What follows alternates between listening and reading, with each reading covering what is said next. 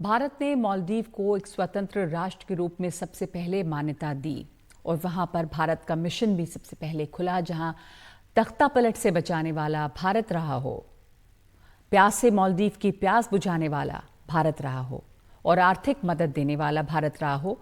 उस भारत के खिलाफ मौजूदा सरकार इंडिया आउट का नारा देकर चुनाव जीती। मालदीव और भारत के लिए एक दूसरे का सहयोग कितना जरूरी है, देखिए इस रिपोर्ट में।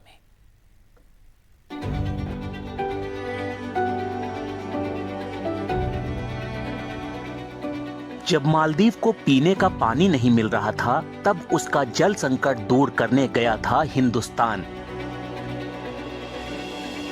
दिसंबर 2014 में मालदीव की राजधानी माले की वाटर और सीवरेज कंपनी में भयंकर आग लगने से पीने के साफ पानी की आपूर्ति रुक गई। पानी के लिए हाहाकार मच गया।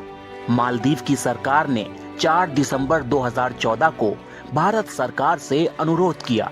भारत ने ऑपरेशन नीर शुरू किया, यानी मालदीव को पीने का पानी पहुंचाने का अभियान। भारतीय नौसेना ने आईएनएस सुकन्या को कोची के तट से रवाना किया। हर दिन 20 टन पानी साफ करने की क्षमता वाले पोत आईएनएस सुकन्या पर 35 टन ताजा पानी माले भेजा गया। इसके अलावा 7 दिसंबर 2014 को आईएनएस दीपक 1000 टन पानी लेकर माले पहुंचा। इस बीच भारतीय वायुसेना के C-17 ग्लोब मास्टर 3 और IL-76 जैसे हवाई जहाजों में पानी भरकर सैकड़ों टन पानी माले पहुंचाया गया। उससे पहले जब 1988 में अब्दुल्ला लुथूफी के तख्ता पलट में श्रीलंका का आतंकवादी संगठन LTTE लगा हुआ था, तब भारत ने मालदीव की सरकार को बचाया था।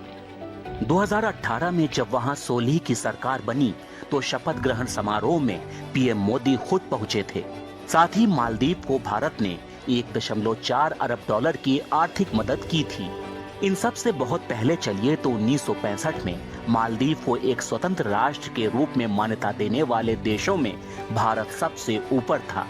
लेकिन मोहम्मद मोइज़ू की सरकार बनी तो वो इंडिया आउट का नारा उछालने लगे। जबकि आलम यह है कि आज भी सबसे ज्यादा पर्यटक भी भारत से ही जाते हैं। 2021 में 2,91,787 भारतीय सैलानी पहुंचे थे। 2022 में 2,41,382, 2023 में 2,09,198 और इस साल 2, 3 और 6 जनवरी को जोड़कर ही 4,533 पर्यटक पहुंच चुके हैं। ट्रैवल एजेंट भी मानने लगे हैं कि जो देश हमारे देश का सम्मान नहीं करता, वहां कोई क्यों जाए।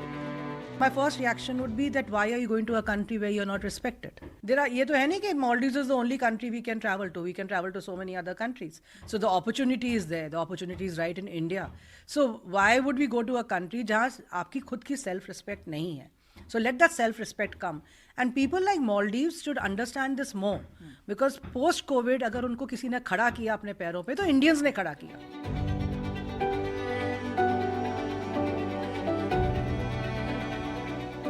एक आंकड़े के मुताबिक मालदीव में करीब 30,000 भारतीय रहते हैं। इनमें से 22,000 तो सिर्फ माले में रहते हैं। इनमें नर्स, टीचर, डॉक्टर से लेकर अकाउंटेंट, इंजीनियर और मैनेजर्स तक के पेशे में हैं। एक बड़ी तादाद भारतीय कामगारों की भी है, जो स्किल्ड और नॉन स्किल्ड दोनों हैं। इनमें तकनीशियन, टेलर्स, प्लम्बर और दूसरे मजदूरी करने वाले शामिल हैं। कुछ टूरिज्म के बिजनेस में भी हैं। मौजूदा राष्ट्रपति मोइज़ू बेशक चीन से नजदीकी दिखा रहे हों, लेकिन वे मालदीव को भौगोलिक तौर पर चीन के नजदीक नहीं ले जा सकते। खास तौर पर विपदा के समय भारत ही मालदीव के लोगों की मदद के लिए सबसे पहले आता है। एनडीटीवी इंडिया के लिए उमाशंकर सिंह के साथ अश्विनी कुमार सिंह की रिपोर्ट।